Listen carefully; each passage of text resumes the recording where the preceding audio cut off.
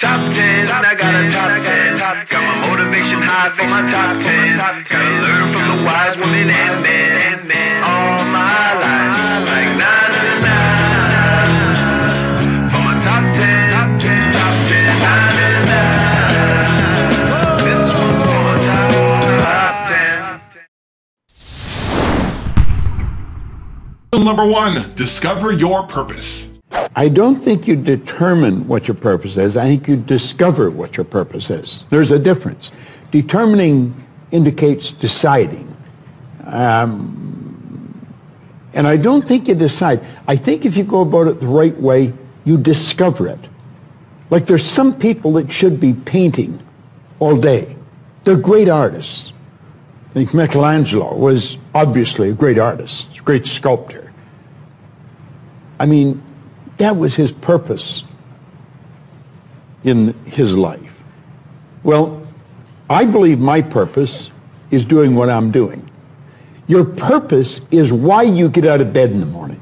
Do you know why you get up? Well, most people say, well, it's to go to work. Well, that'd be a good reason to stay in bed.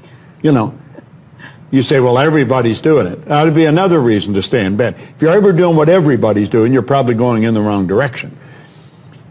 Your purpose is your reason for living. What you want to do is sit down and maybe take a pen and a pad and then ask yourself, what do I really love doing? Now, you may have to spend a while at this. You might get up an hour early every morning and go sit under a tree somewhere if you're in a nice climate.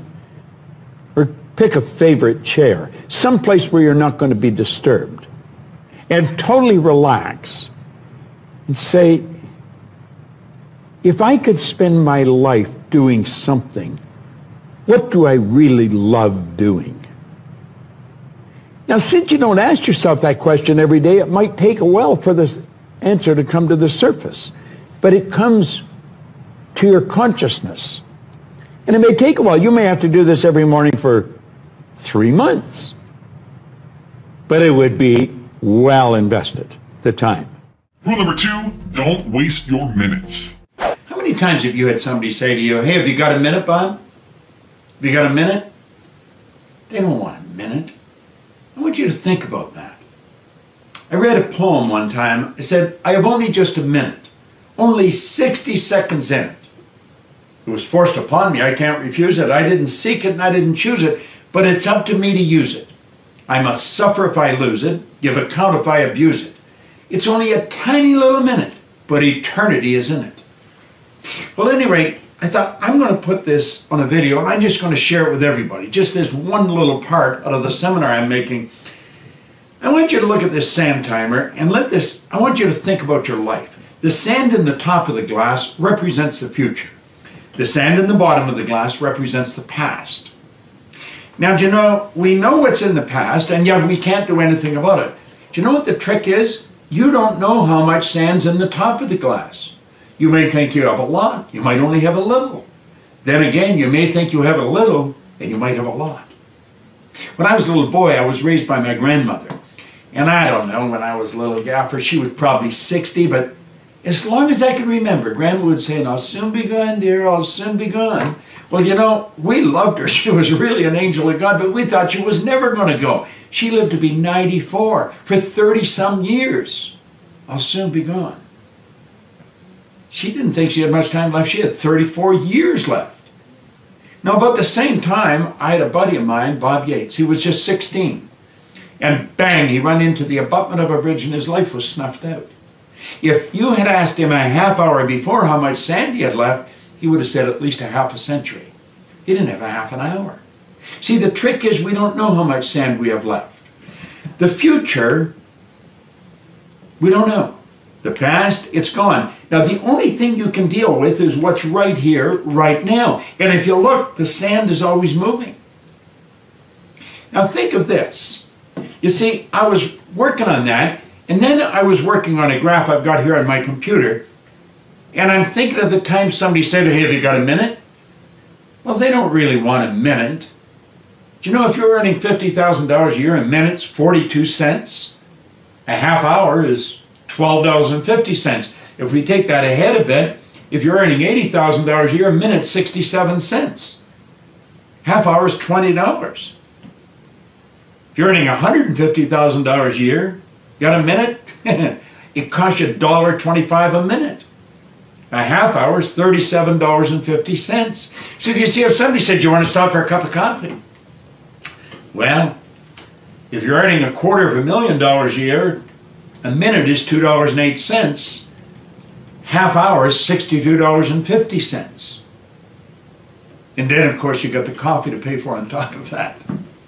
So you see, the point is this. This is all we've got right here, right now. We don't know how much we have left in the future, but we do know what we've got now.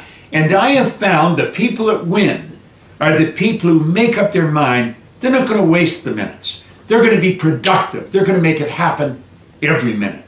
Rule number 3, stand out. That success was the progressive realization of a worthy ideal. Anyone that has a goal and they're moving towards it, they're successful. Most people think that you're successful if you have a lot of money. Quite often you have a lot of money if you're successful, but it isn't. I wouldn't say Mother Teresa has a lot of money. Okay. You know, but she's a pretty successful lady. So it's... okay, so that barrier to success... Well, there's a couple of them. Okay. I think there's 2 barriers. One is our conditioning. The conditioning that takes place in our subconscious mind from the time we're infants. All we can do is act and talk like the people around us. That's why we learn the language we learned. If there was 10 languages spoken in our home, we'd learn 10 languages without any trouble. There's usually one, and that's the only one we ever learn. And we grow older and we think, oh, I couldn't learn another language. We could learn 100 if we wanted to. You can do anything. But I think we're conditioned. We have a real strong conditioning, usually with not some very good ideas. And then that's the barrier that's inside us. The one that's outside of us is our environment. We have a tendency to act like everybody around us. And if you think about this, it doesn't make a lot of sense. Because if you study statistics, 95% of the people live their entire life and never live the way they want to live. Do you know that 95% of the population in this country, let's say in North America, okay, the richest continent in the history of the world, they'll work productively, let's say for 40 of their 65 years, okay, and they'll end up with hardly any money. Well, there's got to be something wrong. So there's not much... 5% of the people end up financially comfortable or independent. Are you trying to depress us, Bob? Because that's... No, actually, I think it's quite an exciting idea, because you see, the idea behind it is that anybody can win, anyone at all. But if we start studying these statistics, I think we'll arrive at the conclusion, geez, I better start thinking for myself rather than follow everybody. Most people, they get a job, they look around, they see how everybody else is doing their work, and they start doing it the same way. Mm-hmm. They should stop and think, I wonder if any of these people know what they're doing. You know, is there a better way to do it? But don't we have a need to fit in? I mean, we don't want to stand out. We don't want to get fired. We don't want to make waves. Exactly. Just fall into line. You know, take a number. Be like everybody around. You know, that'd be great in the animal kingdom.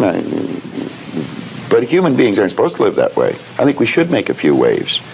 We should maybe stand out, be different. Not for the sake of being different, okay, but because we are different. We all think different thoughts. And I believe we should start to think and build images in our mind of what we'd like to do and then set out and do it. Okay. Emerson did that, Edison did that, Marconi did that, Samuel Morse did that, Buckminster Fuller did that. We could go on and on and on. Okay. They were different. They stood out. They made a few waves. Rule number 4, seek failures. You should seek failures. See, if you're playing it safe, you're not going to win. If you're playing it safe, like that old saying, you know, you were taught when you were a little girl, better to be safe than sorry. Well, that's a bunch of crap. It's not better to be safe than sorry. It's by trying things that you figure out how far you can go. You got to get outside the box. Like it's reported, Edison tried 3,000 ways before he built the incandescent light. He said he didn't fail 3,000 times. He said there was 3,000 different steps to building a light bulb. Well, there's different steps to get to where you're going.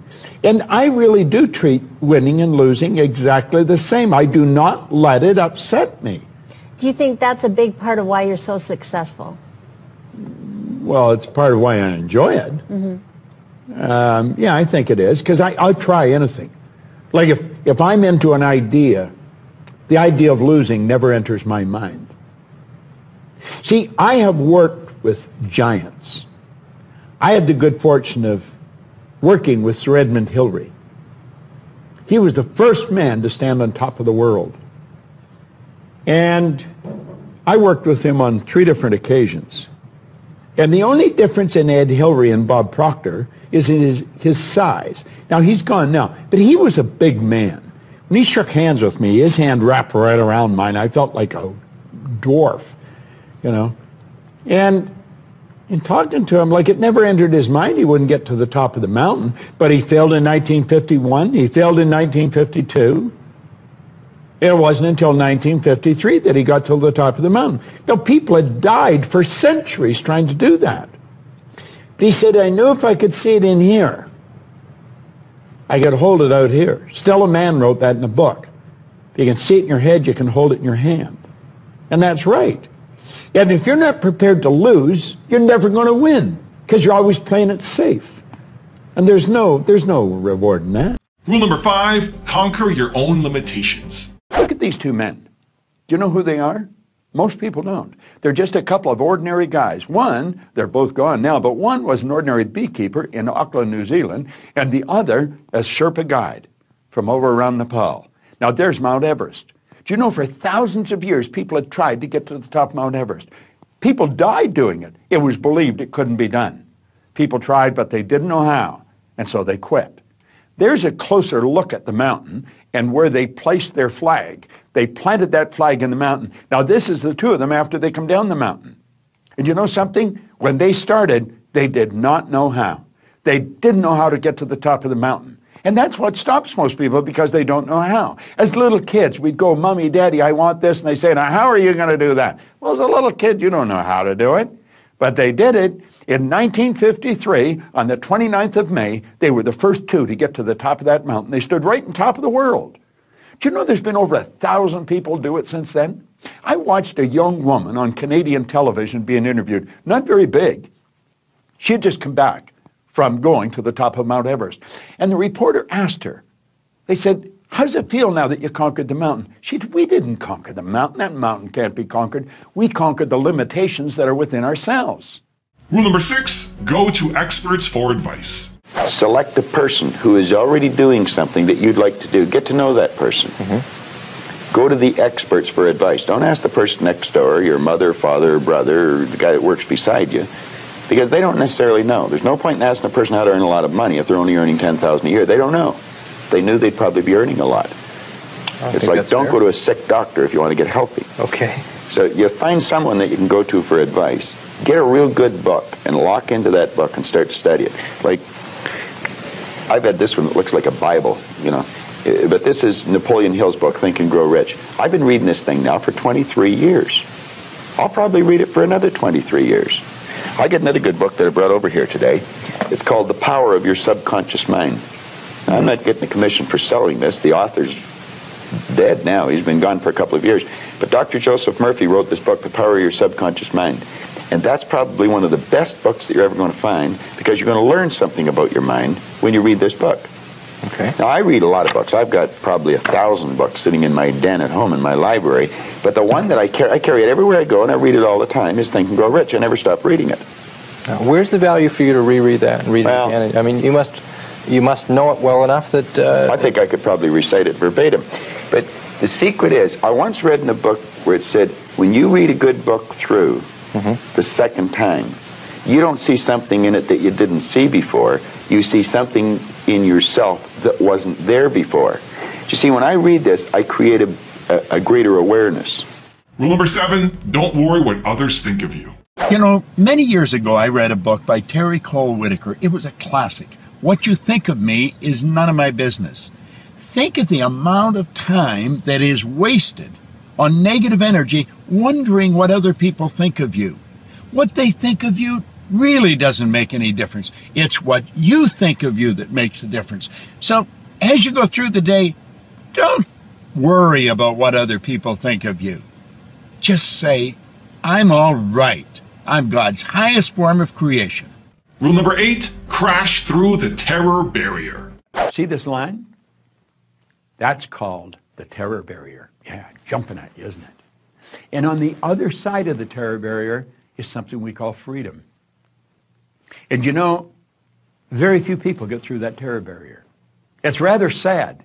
Freedom is available to everyone. There isn't anyone that cannot live the way they want to live. See?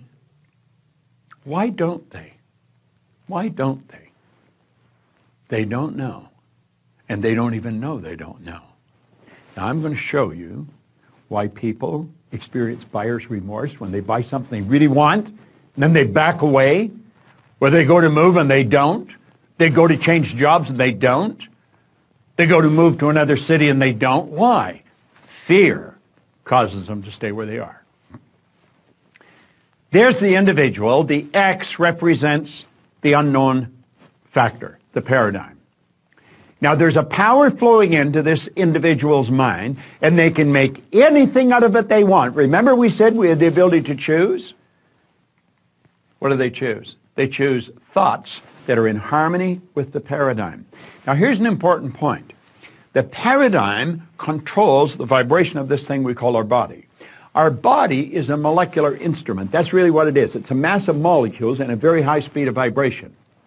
The vibration that the body's in on a conscious level we call feeling. When a person says they feel this way or they feel that way, what they're really doing is describing the vibration they're in. Now, they choose thoughts that harmonize with the vibration they're in so they feel comfortable. They may not like the results, but they're comfortable. Now let's move ahead. Let's take a look here. Those people are getting X-type results and they don't like it. Do you know what the problem with them? They're in bondage. These people are locked up. Do you know, paradigm is like keeping a person in a prison. Only there's no locks on the door. They can open the prison and walk out into freedom anytime they want, and they don't. They keep getting the same results over and over and over again. They're in bondage. Now, let's go ahead. Here's the same person. X-type conditioning, X-type vibration. The power's flowing into them. And for some strange reason from left field, boom, in comes a Y-type idea. What is a Y-type idea? The Y-type idea represents anything that you might want to do that you're not doing. It might be move to another city, change jobs, sell the house, buy the farm, whatever it may be. Ask the little girl for the date. Ask the guy to go to lunch. Go make the sale. Buy what you want. Go where you want to go. That's the Y idea. But as long as the Y idea is just in the conscious mind, it's just going to be an intellectual exercise. It's never going to happen. So how do we make it happen? Well, that's when everything goes haywire. Here we are here, same person, okay? The power flows in. And what do? They got the Y-type idea. Now, for some strange reason, they know that they've got to get emotionally involved if they're going to act on that idea. They don't understand what's going to happen, but clearly understand this. Your central nervous system is the most complex electrical system in the universe. The central nervous system is mind-boggling. It would make the electrical system in a supercomputer look like a toy. Now, the second you take the idea from your intellect and impress it upon the subjective mind, that's when all hell breaks loose. Because the body moves in to an XY vibration. It's not in the X vibration, not the one that we're comfortable with. May not like the results, but we're comfortable. No, on a conscious level, everything's going crazy. On a conscious level, we experience doubt. The doubt turns into an emotion called fear, and that fear is expressed through the body as anxiety. See, that person is getting emotionally involved to move ahead. Do you know what happens? They hit that terror barrier, and they bounce off it and right back into bondage. And they're so relieved to get back there. They're back where they're comfortable. They've canceled the sale. They've decided not to move. They're going to stay in the job that they don't like. At least they're comfortable. Now, that's not a very good way to live. And you know something? That's something everybody experiences if they're going to grow. You're going to hit that terror barrier. See, the terror barrier is going beyond where you're at, going to a new level. I'm going to tell you something. When I set a goal, if it doesn't scare and excite me at the same time, I know I'm going in the wrong direction. Now, I also understand that my paradigm is going to try and get me to bounce back to where I was. It doesn't want me to move ahead. I don't want to live there. I lived there for the first 26 years of my life. And for the last 50, I've had a phenomenal life. And it just keeps getting better. And I want you to do the same thing. Understand what I've just said. I'm going to back this up. They got emotionally involved in the why idea. That moved their body into a different vibration. On a conscious level, they're experiencing some crazy stuff. They start to doubt their ability, they'll never be able to pay for it. They experience fear. The fear expresses itself as anxiety. And bang, you bounce off that terror barrier and you're right back. Oh, I might not be earning much here, but I know what it is. I would love to move there, but I'm comfortable here. I think I'll just stay here. These people are acting like they have a contract to live forever. And they don't. Do you know what to do? Say, I'm going to get rid of all that. I understand it's there, but I don't want any part of it. And I'm going to go crashing right through that terror barrier. Now, does that get rid of the X energy? No. The X energy is still there, you see. But at least you're over into freedom. You made the move. You did it. And if you continue to feed the right information into your mind, keep feeding that why idea. Keep getting emotionally involved in the why idea. You're there. You're on the road.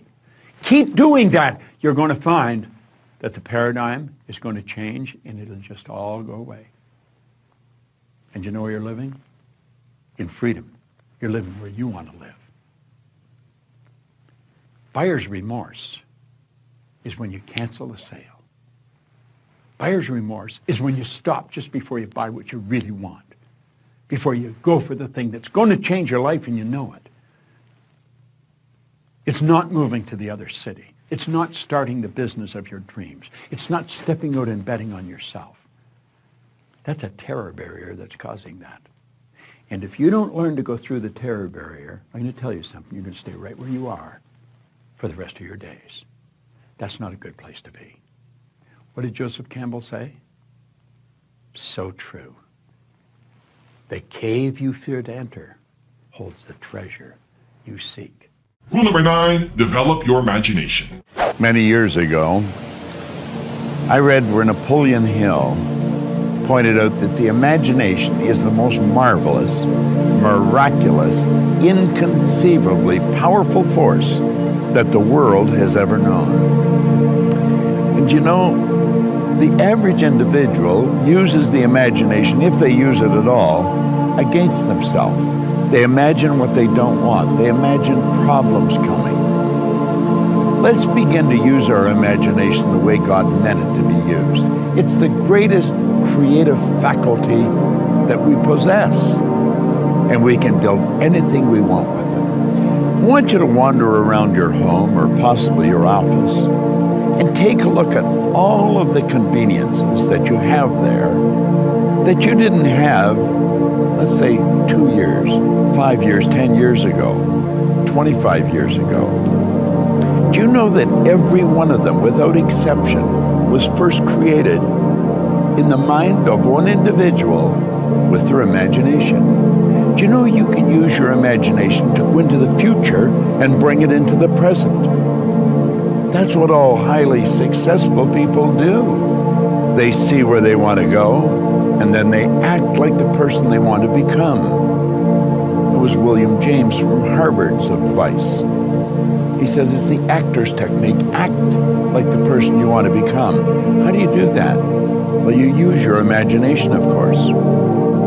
You see, it's a strange phenomena, but the greatest gift we've got is used very well up till the ages of 4 or possibly 5. The little child, we always wonder what's going on in their mind. They're using their imagination. They're building wonderful pictures in their mind.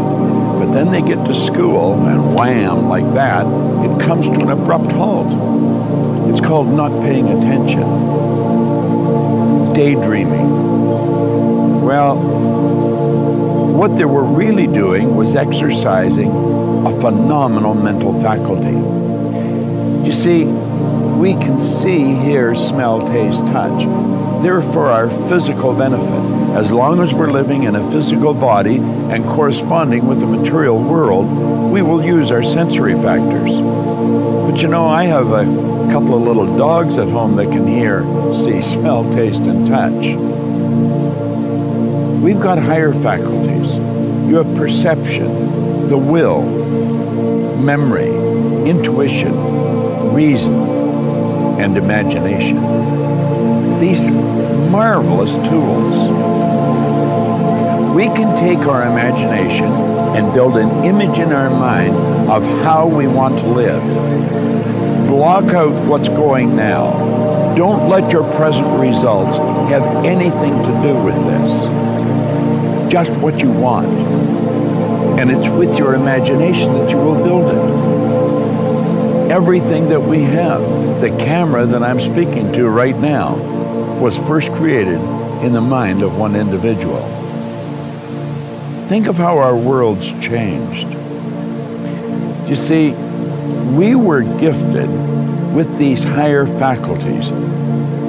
We're God's highest form of creation. We were created in God's image. We were given creative faculties to use. And you know, they're only used by 2 or 3% of the population.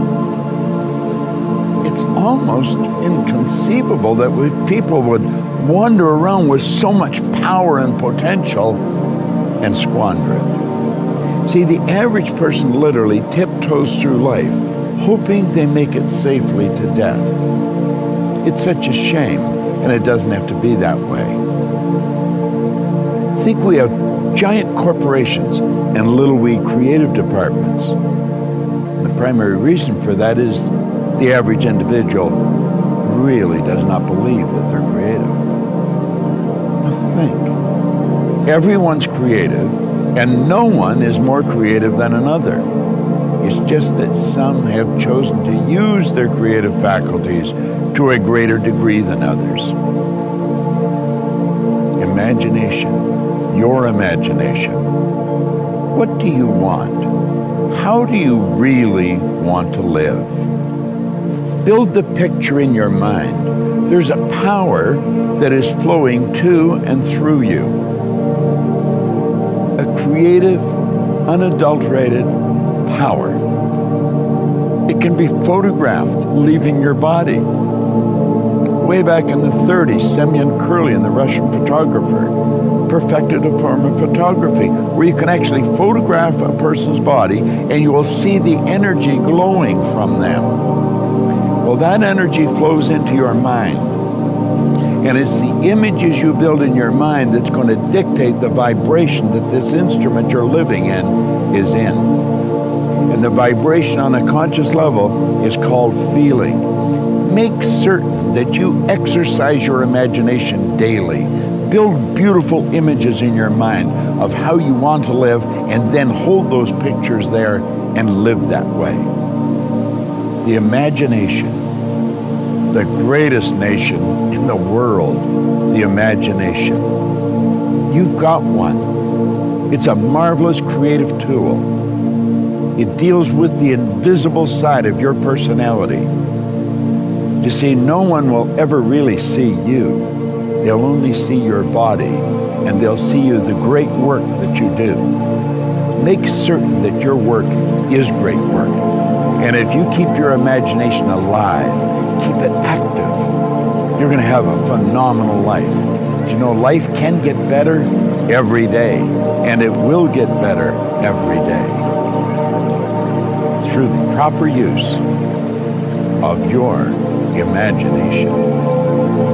What a wonderful idea. Rule number 10, change the paradigm. Do you know that the law of attraction is always working? It's like the law of gravity. If I let this go, it's going to go down.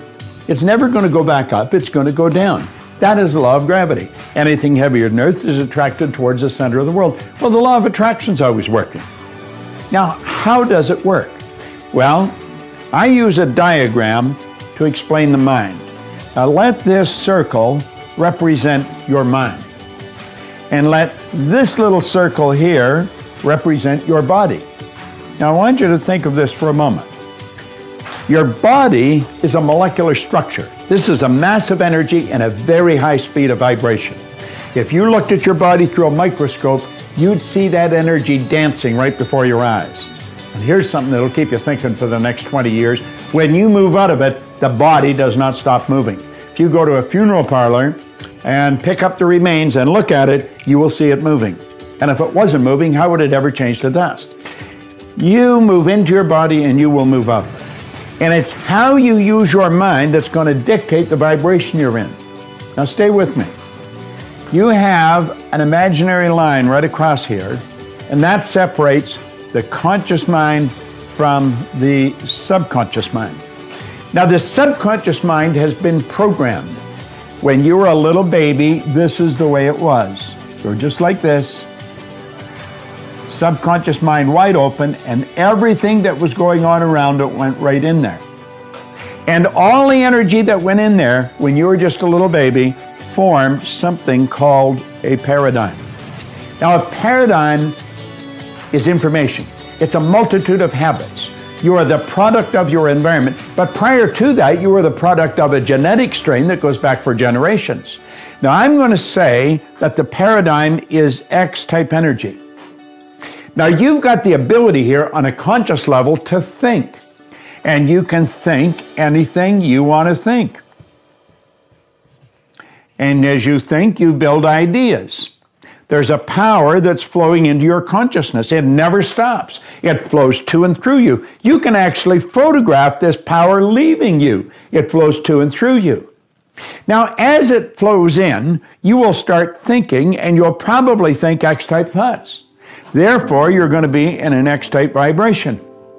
And that will produce X-type results. Now, it's the results you want to change. And to change the results, you're going to have to change what you attract. You see, the thoughts that you think control the vibration that you're in. Vibration is nothing but an idea. It's a law of the universe. Everything vibrates, nothing rests. We live in an ocean of motion.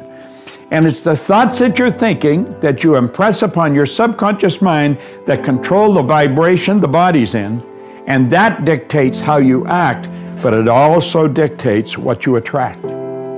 You attract energy that's in harmony with you. You attract people that are in harmony with you. You see, everything operates on frequencies. There's an infinite number of frequencies, but you and I operate on a frequency just like a radio station does. And the only music you can attract is the music that is tuned into the vibration you're in. Now, it's the paradigm that has been controlling the vibration. You can change your thinking, but that doesn't do anything. You got to change the paradigm. And if you don't change the paradigm, nothing happens.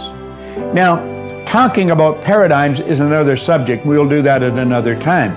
But it's the thoughts that you think that control the vibration you're in, and that dictates what you attract. So if you keep attracting what you don't want, understand this. It's the paradigm that's causing the problem. You can think a Y-type thought, which is totally different than the X-type conditioning. It isn't going to go anywhere. Because when you go to get emotionally involved, and this is the emotional mind, when you go to get emotionally involved with that Y-type thought, the paradigm will kick it out. You know why? It's so uncomfortable. That's stepping out of the box. That's doing things different. And we don't like to do things different because it causes a lot of discomfort. But understand this. The paradigm and the thinking control the vibration you're in. And the vibration you're in is going to dictate what you attract. People that are in a poverty consciousness will continue to attract lack and limitation. It has nothing to do with this, what's going on here. This is your educated mind, and you could gather all kinds of information. Have you ever wondered why some people have such an educated mind? They have degrees coming right off the end of their business card, but it doesn't show up in their results. Why? Paradigm. The law of attraction. You've got to change this. You've got to change the vibration you're in, and your whole world changes. Listen. In 1961, a man gave me this book, and he said, do exactly what I tell you. He was giving me Y-type ideas. It caused an enormous amount of discomfort, but I did exactly what he said. And you know something? My income went from $4,000 to $175,000 in a year, and then I took it over $1 million. It took me 9.5 years to figure out what happened. This is what I'm showing you. Watch this over and over and over again. There's a number of lessons in here. And another lesson, I'm going to show you how to change the paradigm. When you change the paradigm, the change in results is automatic. You know why? You start to attract something new, something different. And what we want to do is program in positive information and eliminate the negative. And I'm going to show you how to do that. Law of attraction. You attract according to the vibration you're in. This thing we live in is a molecular structure. Your body is a massive energy. Do you know if you put your body in front of an infrared television camera in a completely dark room, your whole being would be nothing but a glistening, radiating, gleaming form? Feeling is conscious awareness of the vibration we're in. When we don't feel good, we're in a negative vibration. You want to feel good? Move into a positive vibration. Stop and think of what you're grateful for. But understand this, you will never attract to you wealth, happiness, health until you get the paradigm and get you on that frequency. It's Bob Proctor, and thank you. Rule number 11, change yourself. See, people don't resist change. People resist being changed. Yes. That's right. We've got to change ourselves. We've got to build a new image, a picture in our mind. We've got to see ourselves the way we want to be, and then we have to live with it. You go to the gym workout, that's what you do. You build a picture of how you want to see this arm, and you build that picture, and then you build the body. Well, you build the life in your mind. Take your pen and write out how you want to live. And always start by writing, I'm so happy and grateful now that. And the second you write it, you've got it intellectually. The moment you impress it upon your emotional mind, you've got it emotionally. And it's only a period of time till it manifests on the physical plane. Yeah. Spirit works from a higher to a lower potential. Rule number 12, expand your awareness. Let that little yellow dot on the screen represent your level of awareness. This represents your level of awareness. This is what you're aware of. Now, everything you've got in your life, everything, your relationships, your money, everything, is an expression of your own level of awareness. See, people that earn $50,000 a year are not earning 50 because they want 50. People are earning 50 because they're not aware of how to earn 150. People that are suffering from headaches, they're not suffering from headaches because they want to suffer from headaches. They're suffering from headaches because they're not aware of how to eliminate the headache. It's their head. They made it ache. They can make it stop. So you see, it's awareness we're after. Now think of this. If that little dot represents our awareness and it's responsible for everything we've got in life, just think of how your life could change if we magnify it just a little bit. I mean, everything would start to change. Our relationships would change. We would be healthier. We would live in healthier bodies. We would know more people. We'd earn more money. We'd be able to do more interesting things. And if we just increased it a little bit more, everything starts to shift. Well, I've been living this way now for 40 years. It's absolutely fascinating. I celebrated my 70th birthday last week. I got more energy than most people, 20. I have absolutely no intentions of slowing down. People should say, you should slow down. That's a bunch of crap. We should speed up. We've got more power. Do you know the most erudite scientist alive can't even guess at what you and I are capable of doing? No one knows what we're capable of. All the power is omnipresent. That's within you, within me. Slow down. We're just starting to warm up. What we want to do is calm down. You can go at warp speed and stay very healthy if you stay relaxed. And that's really the secret. Now just imagine we expand our awareness a little more. Do you know what this program is doing for you today? It's expanding your awareness. That's what the program is all about. Every time you come to one of these programs, your awareness is widened. Your world starts to change. You think, oh yeah, that's pretty interesting. And it just keeps getting bigger and bigger and bigger. Our awareness keeps changing. Do you know that no one knows how much money you're capable of earning? No one can even guess at what you're capable of earning. We want to become aware. We're like we are because we're not aware of how to do it better. We know how to do it better. Every person in this room intellectually knows how to do a better job than they're doing. Everyone in the room knows how to earn more than they're earning, but they're not doing it. You see, having the knowledge is not the deal. Having the knowledge. I mean, what I remember when I was a kid, a school teacher would say to me, Bob, why'd you do that? And I'd say, I don't know. What do you mean you don't know? You know better. I know. Why'd you do it? I don't know. I was in the Navy. Every commanding officer, Proctor, why did you do that? I don't know, sir. What do you mean you don't know? You know better. I know. Why'd you do it? I don't know. You see, I didn't know why I was doing things. Do you know that we do things that we don't want to do? It gives us results we don't want to get, yet we do them anyway. Do you know what addiction is? It's never getting enough of what you don't want.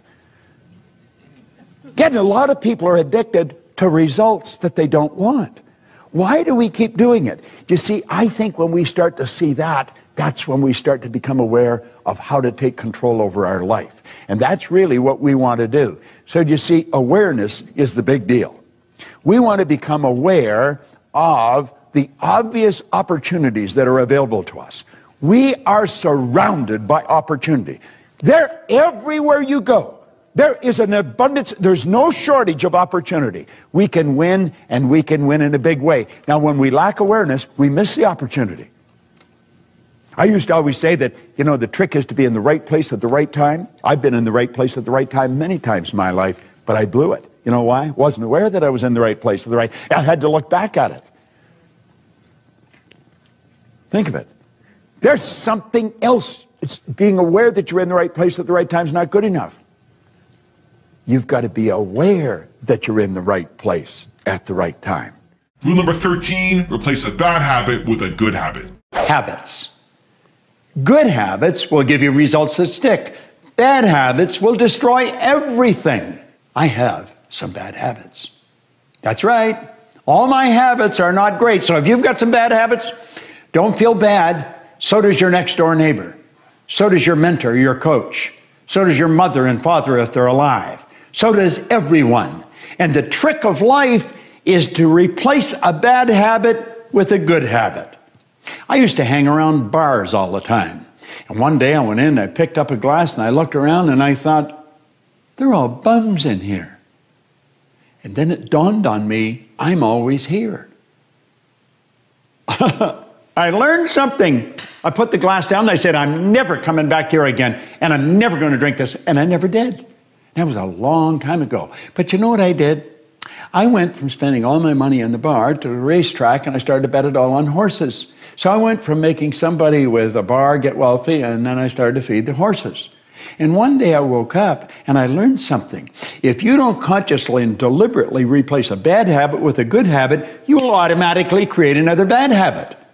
Now, what is a habit? A habit is an idea that has been planted in the garden of your subconscious mind and then repetitively fed for a sufficient period of time that you act on it without giving any thought to it. I'll give you an example. I want you to right now mentally imagine you're pulling on your underwear in the morning. What foot do you put in first? I put my right foot in. If I tried to put my left foot in my underwear first, I'd stagger and I'd fall over. You may say, what's this got to do with it? It's got everything to do with it. Why do I put my right foot?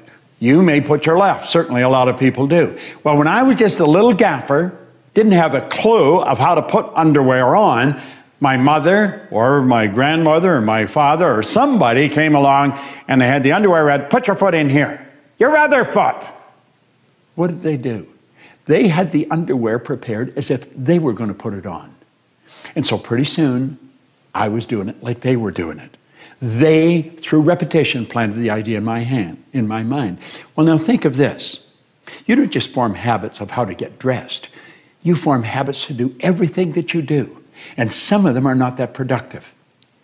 Any idea that you keep dwelling on and impressing upon your subconscious mind becomes fixed in the subconscious mind. A habit is nothing but an idea that's fixed in the subconscious mind that you act on without giving any conscious thought. Many years ago, I went in to train the Prudential Insurance Company of America, their agents. I ended up training all of their agents. And I only got them to do two things. This is in the early 70s.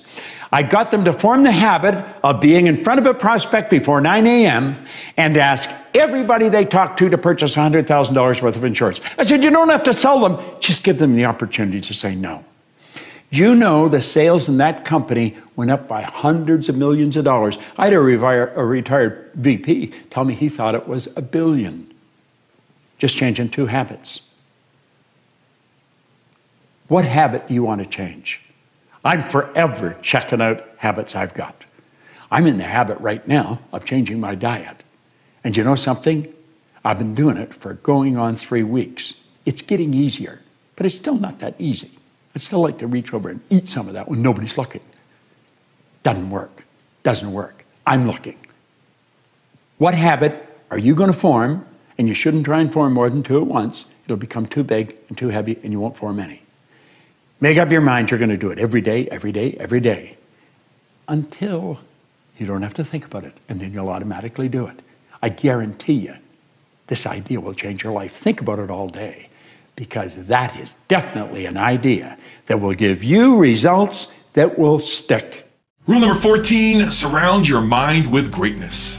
Right now, I'm standing in the middle of my library.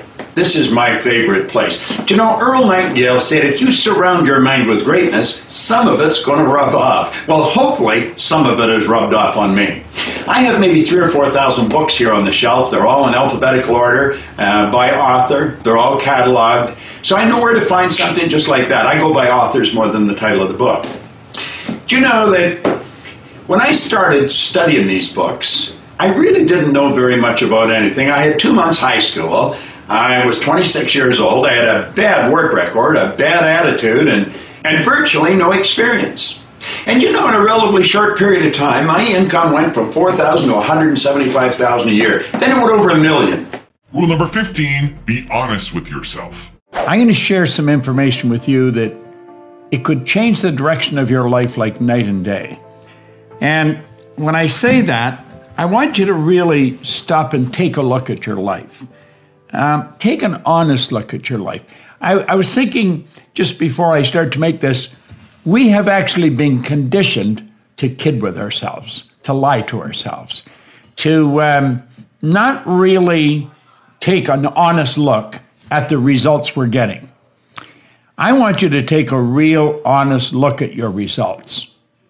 And when you look at them, ask yourself, am I living the way I really want to live?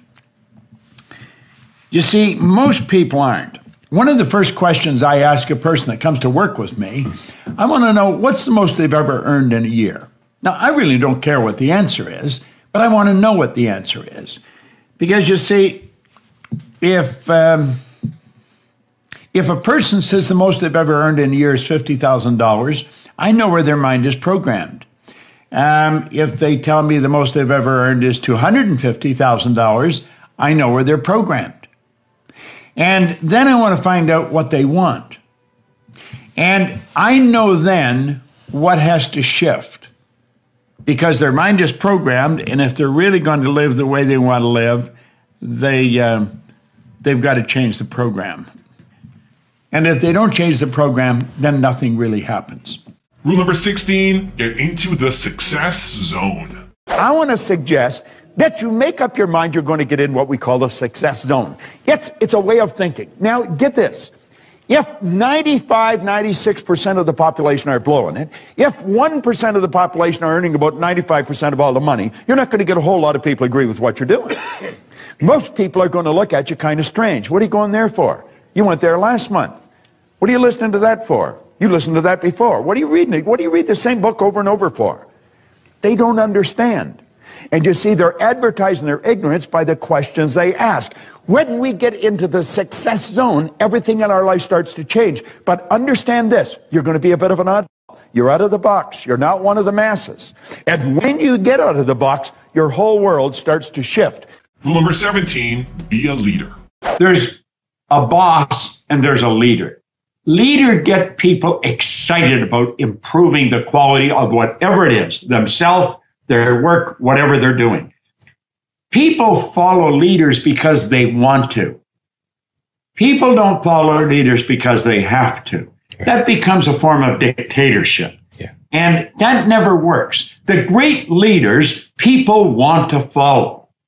And leaders inspire you. Leaders pull the very best out of you. Leaders know how to look inside and bring the best of you to the surface, cause you to look at the higher side of your own personality. What the world always is looking for, it's leader. Like it's silly to ask who's going to lead. The leader's going to lead. Right. And the leader just automatically emerges. If they threw 50 of us into a committee and say, you don't elect a leader, you may elect one, but the leader is going to lead, and it probably isn't the one that's elected. Yeah, so true. And everybody, the leader knows how. They know how to get the best out of people. Rule number 18, know where you're going. I want to talk to you about where you're going and what you want to do with your life. You see, most people never go after what they want because they don't know every step they have to take to get there. I want you to think of a person going up the side of a wall of ice. Now, the only rule for reaching a goal that you have to know is knowing where you're going and knowing that you're going to get there. You do not have to know how you're going to get there. Now, pay attention to this for a moment. Imagine the climber has all his equipment. He's got his crampons, he's got his climbing rope, his hardware, his ice axes. How does he get to the top? He's standing on the ground and he's looking at maybe 100-foot vertical wall of ice. He looks up and he has absolutely no idea the path that he's going to take. He just sees himself at the top. He reaches up and he puts one pick in and then another pick. Then he raises one foot and then the other. Now he's not standing on the ground any longer.